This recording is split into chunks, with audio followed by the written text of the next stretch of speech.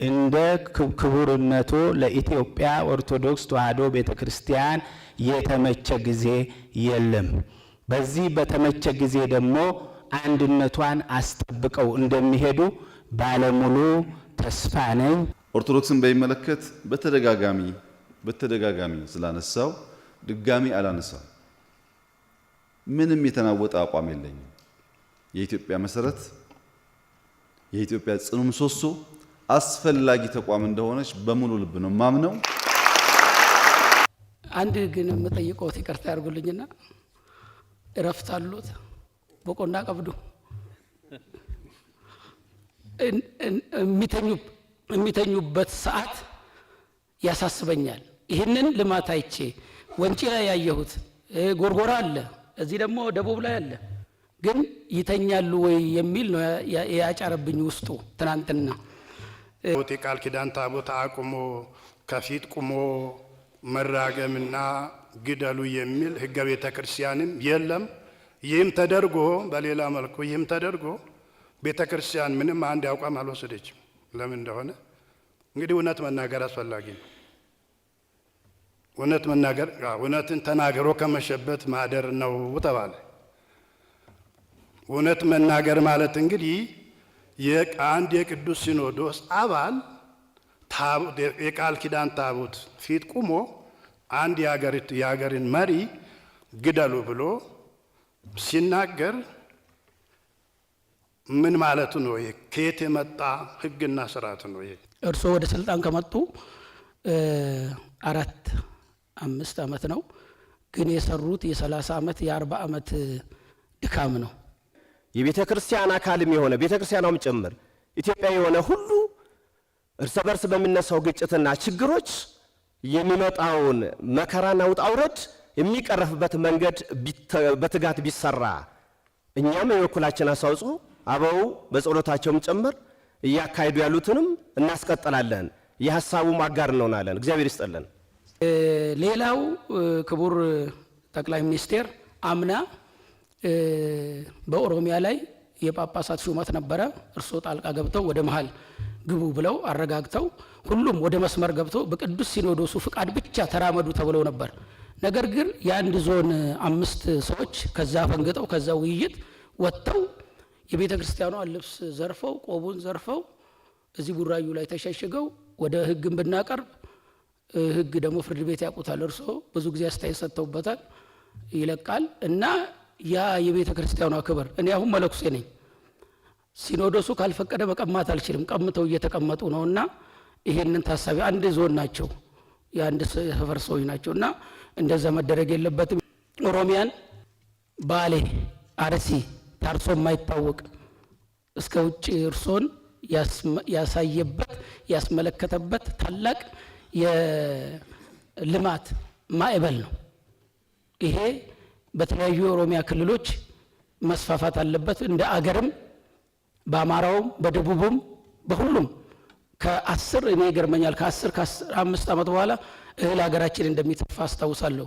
እርሶ በዚህ ጥንካሬው፣ በዚህ አስተሳሰቦ፣ በዚህ አባትነቶ ከቀጠሉ የሚዲያ ጫጫታ ይሄ አሁን ለምን ሶሻል ሚዲያ አሜሪካ ቁጭ ብለው ኢትዮጵያን እናፍርስ ብለው የተደራጁትን ኃይላት ክቡር ጠቅላይ ሚኒስቴር ኢንተርፖል የለም ምንድነው እዛ ቁጭ ብለው ለዩቲዩብ ሸቀጥ ዩቲዩብ ለማትረፍ ዩቲዩብ ለማግኘት አገርን ካልናድን የሚለው አሁን የትም በዚህ ሀገራችን ላይ ያለ ጦርነት የነሱ አመራር ነው፣ እነሱ የሚመሩት ነው።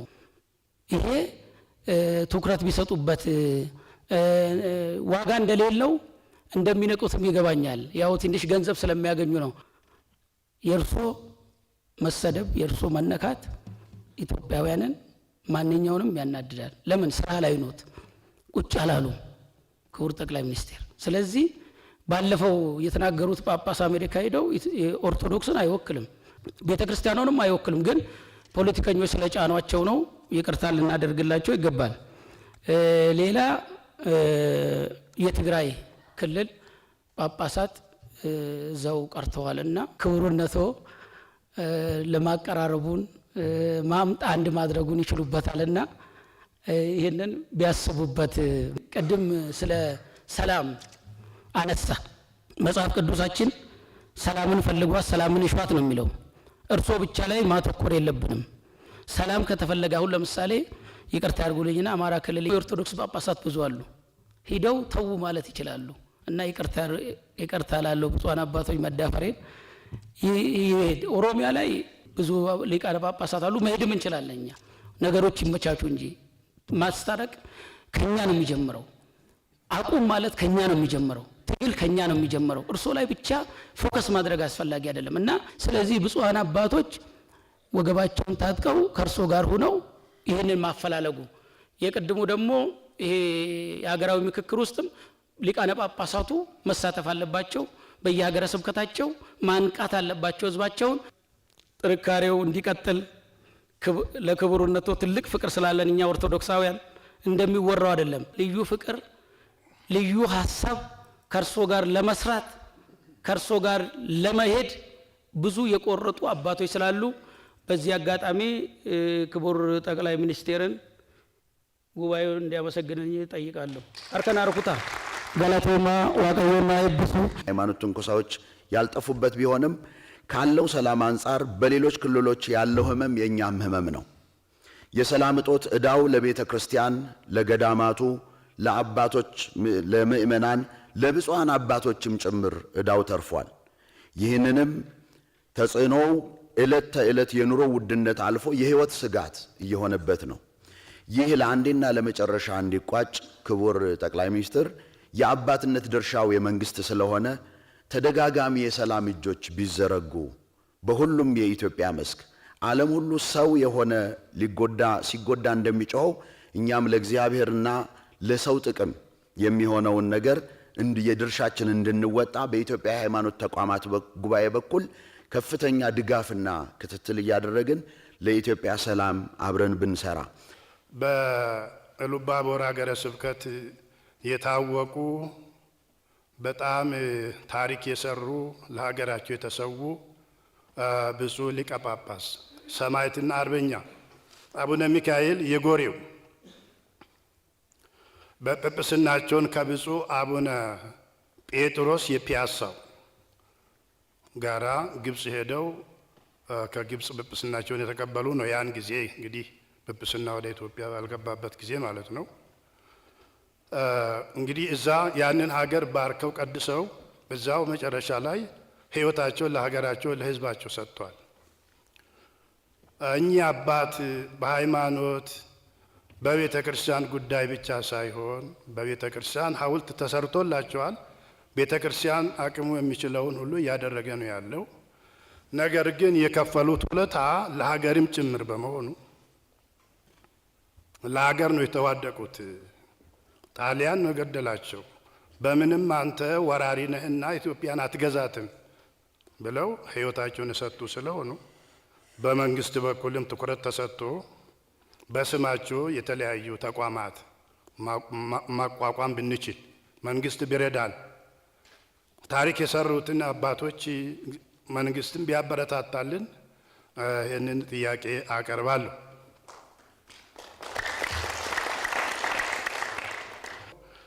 ሌላው የሰላም ጉዳይ ነው። በሰላም ዙሪያ ከአባቶች የበለጠ መልእክተኛ አስታራቂ አለ ወይ? የሰላም መልእክተኛ የሃይማኖት መሪዎች ናቸው እና የሃይማኖት መሪዎች በአሁኑ ጊዜ የምንሰማው ጆሮን ጭው የሚያደርግ ነገር መራገም ሳይሆን መባረክ ነው የአባት ስራ እና ሰላሙ ዙሪያ ላይ ለምን አንሰራም? እና በሰላም ዙሪያ ኃላፊነት ቢሰጠን እንስራ ባይ ነኝ። የቤተ ክርስቲያን ስርዓት ነው፣ ቀኖና ነው፣ ዶግማ ነው። እሺ ካልሆነ የራሱ ፍላጎት የግለሰብ ጉዳይ ግላዊ ስሜታቸው ወይም ፖለቲካ ለመስራት ፈልገው ከሆነ ይሄ ቤተ ክርስቲያንን አይወክልም፣ ሲኖዶስን አይወክልም ተብሎ መግለጫ ተሰጥቷል። መግለጫ ለምን አይሰጥም? ለምን ዝም ተባለ? ምን ማለት ነው? ክቡር ጠቅላይ ሚኒስቴር፣ ብፁዕ ቅዱስ አባታችን፣ ብፁዓን አበው ሊቃነ ጳጳሳት፣ ክቡራን፣ እኔ አብዛኛዎቹ ተነስተዋል። አጭር ጥያቄም ሀሳብም ነው የማቀርበው። ኢትዮጵያ የምትባለው ሀገር የምትበራው በሁለት ክንፍ ነው፣ በስርዓተ መንግስት፣ በስርዓተ ሃይማኖት። እነዚህ ነገሮች ጤናማ ካልሆኑ ድንብት አይኗን የምታወጣ ክንፏን የተሰበረች ንስር ከመሆን ያለፈ ሌላ ትርጉም የላትም። ስለዚህ በዚች ሀገር ስንኖር ለሀገር ስንሰራ ቤተክርስቲያን ዋና መንግስት እንደ ወተትና እንደ ቡና ሳይቀላቀሉ ቦታ ሳይቀያየሩ እንደ ሰምና እንደ ክር የግድ መዋሃድ አስፈላጊ ነው ብዬ ነው የማስበው። ልብ በሉ። ምናልባትም ለቃላት ስንጠቃ ብዙዎች በደንብ መሰንጠቅ ስለሚችሉ ለምንድን ነው እንደ ሰምና እንደ ክር መዋሃድ ያለባቸው ያልን እንደሆነ አብሮ ለመንደድ ነው። ካልነደዱ ማብራት የለም። ነዶልን ከሆነ ነደን ከሆነ ያበራንላቸው ሰዎች አሉ፣ በርቶልን ከሆነ ደግሞ የነደዱልን አሉ ማለት ነው። ስለዚህ ቤተክርስቲያኗ አሁን ልዩነቱ በጣም ሰፍቶ ገደል ሆኖ ተራራ ሆኖ ነው ያለው። በመንግስትና በቤተክርስቲያን መካከል የቄሳርን ለቄሳር የእግዚአብሔርን ለእግዚአብሔር እንደተባለ ሁሉ ድንበር ነው የሚያስፈልገው እንጂ አጥርም ገደልም ተራራም አያስፈልግም። ድንበር ማለት አጥር ማለት አይደለም። ተጠባብቆ ተነጋግሮ አንዱ ለሌላው እየተጠነቀቀ መጓዝ ማለት ነው። ስለዚህ ያ ድንበር ያስፈልጋል። ቅድም በሰፊው እንደተነሳ ሁሉ አሁን ቦታ ተቀያይረን መንፈሳዊ አውደ ምሕረቱ የጭፈራ፣ የፉከራ፣ የቀረርቶ፣ የሽለላ ሆነዋል። ፖለቲከኞችም የእኛን ድርሻ ወስደው ነው ያሉት እና እነዚህ ነገሮች ወደ ቦታቸው መመለስ አለባቸው። መቼም ለመድኃኒት መድኃኒት አይታዘዝለትም። እኛ ቅድም እንደተባለውም እነዚህ አባቶች መድኃኒቶች ናቸው። ለእኛ ምክርም የሚያስፈልገን አይመስለኝም፣ መንግስትም ምክር የሚያስፈልገው አይመስለኝም። እና ምን ታስቧል? ምንድን ነው የሚሻለው? ማዶ ለማዶ ቆመን መነጋገሩ፣ መፎካከሩ፣ መዛዛቱ የት ያደርሳል? መደበላለቁ ሳይኖር በመገነዛዘብ ካልሆነ በስተቀር ጥቅም አለን ወይ? ቤተ ክርስቲያኗም ለብቻዋ ቆማ አቅም ያንሳታል፣ ጉልበት ያንሳታል። የሁሉ ክፍፍሉ፣ ችግሩ፣ አደጋው የመጣው በመራራቃችን ነው። መልካም። ከሰዓታችን አንጻር በርካታ ሀሳቦች ስለተነሱ ለዛሬ ውይይታችን በቂ ግብአት ሊሆኑ የሚችሉ ሀሳቦችም ስለተደመጡ በእኔ በኩል ያሉትን ሀሳቦች ገልጽና ወደፊት ሌላ ውይይት የሚያስፈልገን ከሆነ እንደ አስፈላጊነቱ እያየን እንቀጥላለን። በመጀመሪያ ስለመጣችሁም ሀሳባችሁም በነጻነት ስላነሳችሁም አባታዊ ምክር ስለሰጣችሁም እጅግ አድርጌ አመሰግናለሁ። ከሁሉም አባቶች የሚነሱ ጠቃሚ ሀሳቦች፣ ምክሮች ለመንግስትም በግልም ጠቃሚ ስለሚሆኑ በዚያ መንፈስ ነው ይሄ መድረክ የተዘጋጀው። ውይይቱ ይቀጥላል ከሁሉም ጋር። መንግስት ሁሉም ማህበራዊ ሴቶች ሶሻል ካፒታል መጠናከር አለባቸው፣ ለሀገር ህልውና ያስፈልጋሉ፣ መሰረት ናቸው ብሎ ያምናል። ማህበራዊ ሴትን የሚንድ አይደለም ቤተ እምነትን የእቁብ የእምነት ድርን ቢበጣጥስ ማንኛውም ተግባር ሄዶ ተቋም አፍራሽ አገር አፍራሽ ይሆናል ብሎ ነው የሚያስበው። ተቋምን የምናስበው እንደ ሀገር መሰረት ነው። ይሄ የመንግስት ሀሳብ ብቻ ሳይሆን በፓርቲያችን ፕሮግራም፣ በመዋቅራችን፣ በመንግስታችን አደረጃጀት፣ በተግባራችንም የተገለጠ ነው።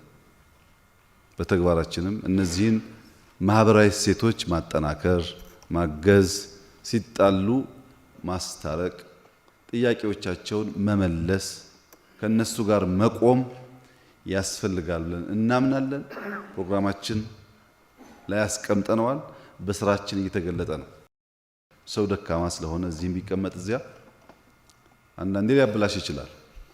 እንደ መንግስት ያለን እሳቤና አሰራር ግን ግልጥ ያለ ነው። ማህበራዊ እሴቶች፣ ተቋሞች፣ ሶሻል ካፒታልስ ዲኬ ማድረግ የለባቸውም፣ መፍረስ የለባቸውም፣ መጠንከር አለባቸው፣ ያስፈልጉናል ብለን እናምናለን። እኛ ኢትዮጵያ ደጋግመን ኢትዮጵያ ብለን የምናነሳው ህዝቧንም አኗኗሯንም እምነቷንም ባህሏንም ታሪኳንም ደምረን ነው። ኢትዮጵያ ስንል የሚመቸንን መርጠን አይደለም። የማይመች ታሪክም ቢኖር የምንማርበት ይሆናል እንጂ የኛው የመጠሪያችን የመለያችን አካል እንደሆነ የምናስበው። ኢትዮጵያ ስንል ተራራውም ሸንተረሩም ከፍታውም ዝቅታውም ራስ ዳሽኑም ዳሎሉም ጭምር ነው ኢትዮጵያ የምንለው። የራስ ዳሽን ከፍታም የኛ መገለጫ ነው። የዳሎል ዝቅታም የኛ መገለጫ ነው። የጠባሴ ብርድም የኛ መገለጫ ነው። የጋምቤላ ሙቀትም የኛ መገለጫ ነው። የሚመቸንን መርጠን ኢትዮጵያ ልናደርግ አንችልም። ኢትዮጵያ የዚህ ሁሉ ነገር በውስጧ አቅፋ ያዘች ትልቅ የሆነች በቀላሉ ሰዎች እንዳሟረቱትም የማትፈርስ የሚጠብቃት የማይተኛ የማያንቀላፋ እንደ ሰዎች ፍቃድ የማያውላት ስለሆነች በሙሉነት ካልተረዳናት በስተቀር እኔን ብቻ ማዕከል አድርጌ ኢትዮጵያ እሱም ብቻ ማዕከል አድርጌ ኢትዮጵያን ካስብ የተስተካከለ ነገር አይሆንም። እምነትና እሴት ሲባል ክርስትና፣ እስልምና፣ ቅዳሴ፣ አዛን የኢትዮጵያ መገለጫ ናቸው። ነጥሎ ቅዳሴ የኢትዮጵያ መገለጫ መሆን አይችልም። ነጥሎ አዛን የኢትዮጵያ መገለጫ መሆን አይችልም። ኦርቶዶክስ መነካት አለባት የሚል በፍጹም እምነቱም የለኝም ሐሳቡም የለኝም። ኦርቶዶክስን እንደማከብረውና እንደምወደው ሙስሊም መነካት አለበት ብያላም ሌላም የሚያምን ሰው ለምን የኢትዮጵያ ሙሉእነት የሚረጋገጠው ሁሉም እምነት፣ ሁሉም እሴት፣ ሁሉም ታሪክ በልኩ ሲቀመጥ ስለሆነ እና በንግግሬም በፕሮግራሜም በተግባሬም አንድ ቀን ተዛንፌ አላቅም። በዚህ ጉዳይ ቢያንስ ነፍሴ እያወቀች ኦርቶዶክስን የሚበድል ነገር ሰርቼ አላቅም። ወደፊትም የማደርግ አይመስለኝም። አንዳንድ ሀሳብ ተነስቷል። በአንዳንዶቹ ላይ እንዳስፈላጊነቱ ምላሽ እሰጣለሁ። ቋንቋና ባህልን በሚመለከት በየትኛውም ቋንቋ ቢሆን ደቡብ ሱዳን ሄደን፣ ዩጋንዳ ሄደን፣ ደቡብ አፍሪካ ሄደን ወንጌልን ማድረስ ነው የኛ ስራ። በቋንቋ ምክንያት እውነት ከቀረ፣ በቋንቋ ምክንያት የምስራች ከቀረ ኪሳራ ነው።